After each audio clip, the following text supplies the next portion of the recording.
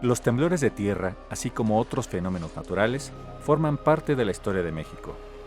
La historiadora Virginia García Costa y el investigador del Instituto de Geofísica de la UNAM, Gerardo Suárez, proporcionan un banco de datos sobre la manera en cómo y cuándo se han vivido estos fenómenos en nuestro país en el libro Los sismos en la historia de México.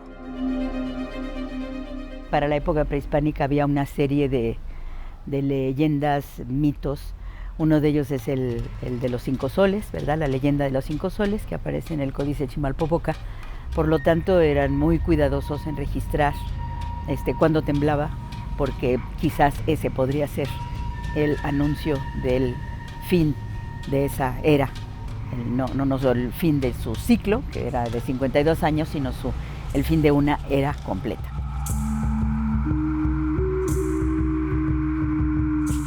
Esta concepción hizo que los temblores fueran minuciosamente registrados. En los códices encontramos la asociación entre este glifo combinado, Tlalolin, con un fechamiento, con un evento, con guerras, con escaseces, con otros elementos que han permitido, con las fechas prehispánicas y con los cálculos que se han hecho en asociación con los calendarios cristianos, poder ubicar estos sismos de la época prehispánica. Y en la época colonial, ya con la llegada de los invasores, ¿verdad? De los españoles, llegaron las ideas cristianas y entonces empezó toda esta idea providencialista de los sismos como castigo divino. La gente lo que hacía cuando temblaba era ponerse a rezar. Entonces, la medición de los sismos se hacía con base en rezos. Entonces, hay una enorme variedad, pero por ejemplo, te dicen el sismo duró un credo, el sismo duró un salmo de miserere, el sismo duró 2 credos, y ya cuando duraban más decía, el sismo duró 2 credos rezados con devoción. Entonces, los que todavía sepan rezarlo, si lo rezan, un credo se reza en menos de un minuto, ¿no? Entonces, es lo que la duración que seguramente tenían los temblores.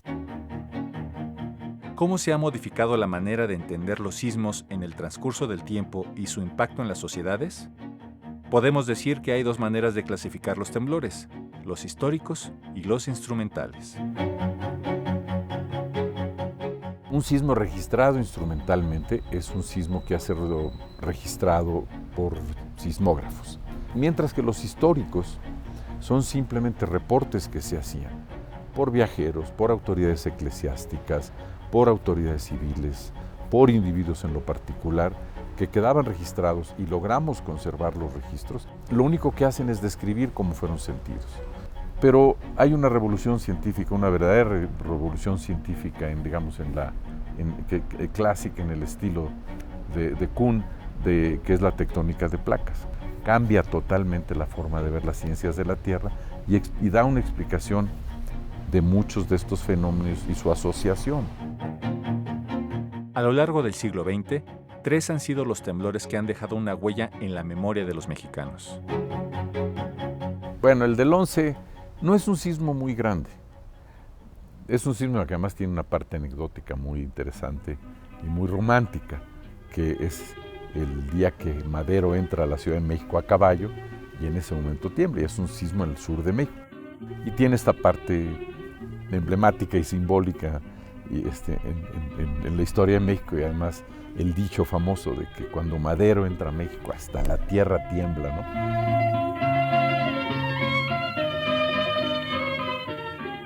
Yo creo que el del 57 fue una pequeña sacudida, pero no física, mental, que tal vez no supimos aprovechar ni los ingenieros ni los sismólogos debidamente, porque fue un sismo también relativamente pequeño, pero por primera vez vimos muy claramente que un sismo en la costa de magnitud importante, aunque no haya sido uno de estos gigantes de nuevo, producía daños muy importantes en la Ciudad de México. Pero no era la Ciudad de México que conocemos.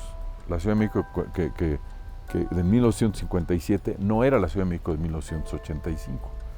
Pero fue el primer indicio que un sismo que ocurre a 300 kilómetros de distancia no le hace nada a las ciudades que están inclusive a distancias más cortas. Pero en la Ciudad de México sí hubo daños importantes. Hubo colapsos. Bueno, el Ángel también es emblemático, anecdótico y tiene un significado emotivo muy importante. El 85 ve otra ciudad. Ahora entendemos, son estas arcillas donde se nos ocurrió construir la ciudad de un antiguo lago que se quedan oscilando y oscilando y oscilando y someten a los edificios los ingenieros les llaman solicitaciones, a una demanda y a una carga continua, y eso fue lo que sucedió, que fue algo realmente nuevo, pero no nos deja de sorprender porque en el mismo 19 de septiembre, una extraordinaria coincidencia, cuando muchos regresábamos de los famosos simulacros, viene otro, pero muy diferente, pues no fue en la costa, sino fue casi abajo de nosotros, en Morelos, con frecuencias muy diferentes, y afectó una zona que no fue el centro de la ciudad, afectó una zona en los antiguos, podemos decir que es casi los márgenes del antiguo lago, que se comporta diferente. Por otro lado, ha habido importantes avances tecnológicos en cuanto a la detección oportuna de sismos que se han desarrollado en nuestro país. La alerta sísmica, hay sensores en la región en donde ocurren los sismos, con los algoritmos detectan si vale la pena alertar o no, si vale la pena alertar o no, lanzan una alerta, y el tiempo que tenemos de aviso, el tiempo de oportunidad es el tiempo que tardan en llegar las ondas sísmicas. Yo creo que el estudio de sismos históricos ha generado una mayor conciencia en los especialistas de que nuestras estimaciones de peligro sísmico, que son las que se usan para construir las normas, los reglamentos y normas de construcción, y voy a hablar de la Ciudad de México, son importantes. Yo creo que ese, para mí, es uno de los cambios fundamentales, amén de los cambios políticos y sociales de los que se habla mucho.